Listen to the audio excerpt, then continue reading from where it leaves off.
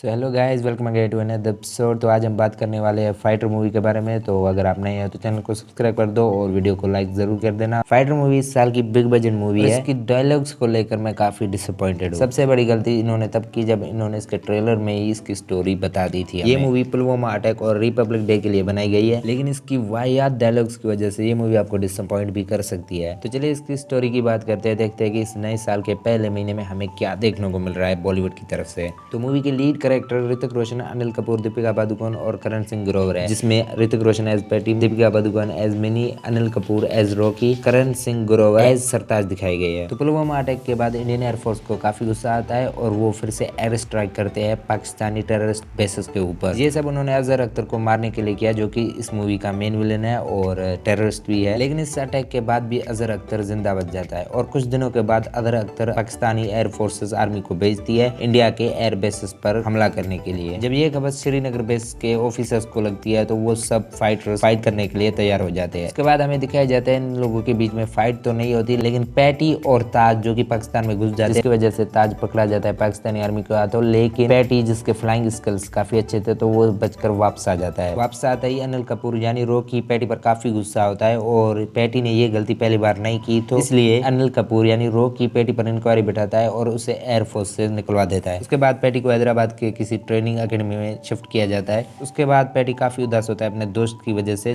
तो इसलिए वो एयरफोर्स को छोड़ने के डिसाइड करता है। जब वो घर आकर अपने पेरेंट्स से मिलता है तो वहाँ पर वो न्यूज में देखता है, तो उसे पता चलता है कि ताज और उसका साथ एक और साथी था जिसका नाम बाश होता है, उसको पाकिस्तान अब छोड़ रही है इंडिया के प्रेशर की वजह से। तो ये सुनकर पैटी काफी खुश होता है और वो श्रीनगर बेस में पहुंच जाता है। तो वहाँ पर हेलीकॉप्टर आते हैं जिसमें ताज और बाश को लाना था, तो उसमें बाश की लाश निकलती है, जिसके बाद इंडियन एयरफोर्स को पहले से भी ज्यादा गुस्सा आ जाता है और वो एक मिशन बनाते हैं ताज को बचाने के लिए। पैटी एयरफोर्स में नहीं था तो इसलिए पैटी इस मिशन में शामिल नहीं होता। तो पाकिस्तान पहुंचते ही पहले तो मिनी ताज को अपने हेलीकॉप्टर में बिठा लेती है, लेकिन उसके बाद अजहर अख्तर एक हेलीकॉप्टर को ब्लास्ट कर देता है, जिसके बाद पैटी एक फाइटर जेट पर बैठता है और पाकिस्तान में जाने की परमिशन मांगता है। और यहाँ पर रॉकी पैटी को परमिशन दे देता है, ये इसलिए इसका पता आपको आगे चलेगा। तो पैटी पाकिस्तान में जाकर जेट्स को उड़ाने लगता है, अजहर अख्तर को पीटने लगता है और वही वाहियात डायलॉग्स बोलने लगता है। इसके बाद सब सेफली वापस आ जाते हैं ताज को बचा के। इसके बाद हमें पता चलता है कि रॉकी की एक बहन थी जो कि पैटी की फियांसे की थी, जिसका नाम नैना था। तो एक दिन नैना और पैटी को एक मिशन पर भेजा गया। वो मिशन तो सक्सेसफुल हुआ, लेकिन पैटी नैना को बचा नहीं पाता, जिसकी वजह से रॉकी उससे खफा होता है, लेकिन वो उसे अब माफ कर देता है। तो इस मूवी में डायलॉग्स के अलावा बाकी सब बढ़िया है और यही गलती इन्होंने गदर 2 में भी की। मैं क्या कह रहा हूँ आप समझ रहे हो अच्छे तरह से। चलो, हमें क्या, हिंदी सिनेमा भी वैसे ही मूवी बनाएगी जैसा ऑडियंस चाहती है। तो ये थी आज की वीडियो। आपको फाइटर मूवी पसंद आई कि नहीं, हमसे कमेंट्स में अपनी ओपिनियन जरूर शेयर करना और वीडियो को लाइक कर देना और चैनल को सब्सक्राइब भी जरूर कर देना।